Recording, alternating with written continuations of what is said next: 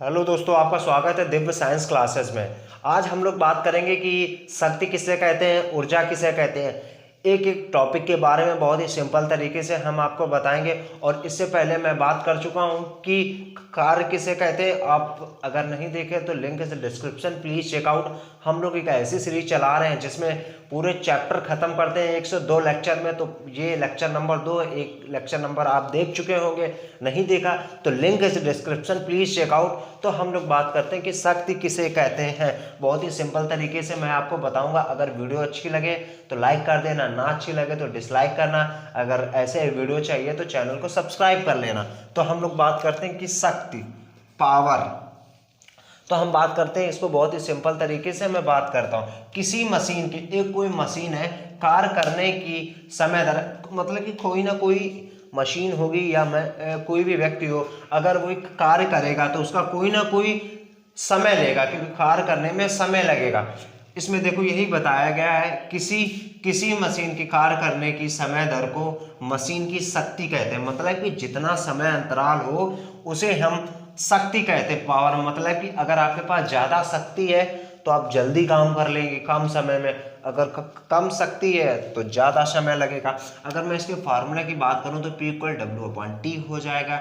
और हम लोगों ने अगले ही वीडियो में देख रखा है कि इसका मात्रक क्या पढ़ा है, कार्य क्या, मतलब कि यहाँ पे लिख देता हूँ वर्क अपॉन टाइम। ठीक है, तो वर्क का मैंने क्या पढ़ रखा था, जूल, और टाइम का क्या होता है, सेकंड, मतलब कि जूल प्रति सेकंड। यहाँ से इसकी यूनिट निकल के आ गया। अगर मैं बात करूँ इसकी डायमेंशन की, तो इसकी मैंने क्या पढ़ी थी, जूल की mL²T⁻²। जितनी भी ऊर्जाएं होती हैं, कार्य होती हैं, सबकी डायमेंशन समान होती। अपॉन में टाइम की क्या हो जाती है, टी। इसको जब ऊपर ले जाएंगे तो ये क्या हो जाएगी, निगेटिव। तो mL²T⁻3। इसकी ये डायमेंशन वेरी इंपॉर्टेंट, मैं इसमें लिखे दे रहा हूँ। इंडियन नेवी में अब की बार ऑफलाइन पेपर हुआ था तो उसमें पूछी गई थी इसके डायमेंशन के बारे में। और मैं बात करूं एक जूल बराबर, मैंने जूल के बारे में बता रखा है कि 7 अर्ग क्यों होता है और कैसे होता है, मैंने बहुत ही सिंपल तरीके से बताया है। नहीं आपको पता है तो लिंक है डिस्क्रिप्शन, प्लीज चेकआउट। वीडियो को देखिए जाके, मैंने बहुत ही सिंपल तरीके से बताया कि एक टाइम बराबर कितना होता है, 1 मीटर बराबर कितना होता है, 10⁻7 क्यों आया, कैसे आया, बहुत ही सिंपल तरीके से और मैं बात करूं अगर पूछ दे 1 वाट बराबर तो 10⁻7 अर्ग प्रति सेकेंड, ये इंपॉर्टेंट। और मैं बात करूं सबसे इंपॉर्टेंट जो कि पूछ देता एक अश्व शक्ति 746 वाट, एयरफोर्स के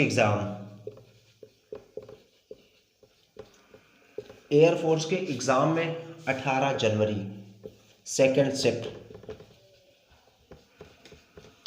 शिफ्ट में इससे क्वेश्चन आया था। पूछा था कि एक अश्व शक्ति बराबर कितना होता है। इससे समझ सकते हैं आप कितनी ज़्यादा वैल्यू, बहुत ही सिंपल तरीके से मैं चीज़ें बताने का प्रयास कर रहा हूँ। आई होप आप शक्ति के बारे में सारी चीज़ें जान चुके होंगे। या सो आपसे परिभाषा पूछेगा, मात्रक पूछेगा, डायमेंशन पूछेगा, इतने बराबर कितने, ये 5 से 6 क्वेश्चन थे। बहुत ही सिंपल तरीके से मैंने समझाने का प्रयास किया। नेक्स्ट टॉपिक में मैं आता हूं तो जी कहते हैं ऊर्जा किसे कहते हैं, मतलब कि कार्य करने की क्षमता को ही ऊर्जा कहते हैं।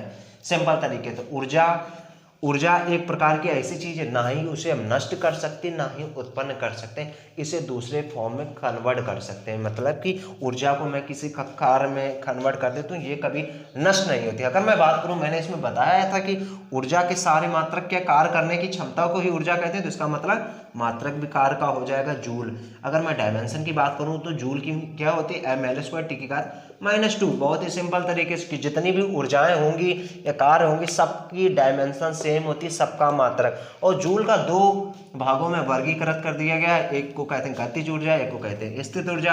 अगले वीडियो में मैं बहुत ही सिंपल तरीके से बताऊंगा कि गतिज ऊर्जा किसे कहते हैं, स्थित ऊर्जा किसे कहते हैं। आई होप ये चीज़ें आपको बहुत ही सिंपल तरीके से समझ में आई होंगी। अगर समझ में आई तो वीडियो को लाइक करिए, चैनल को सब्सक्राइब करिए। ऐसे वीडियो देखने के लिए चैनल को सब्सक्राइब करिए। Thank you and thanks for watching.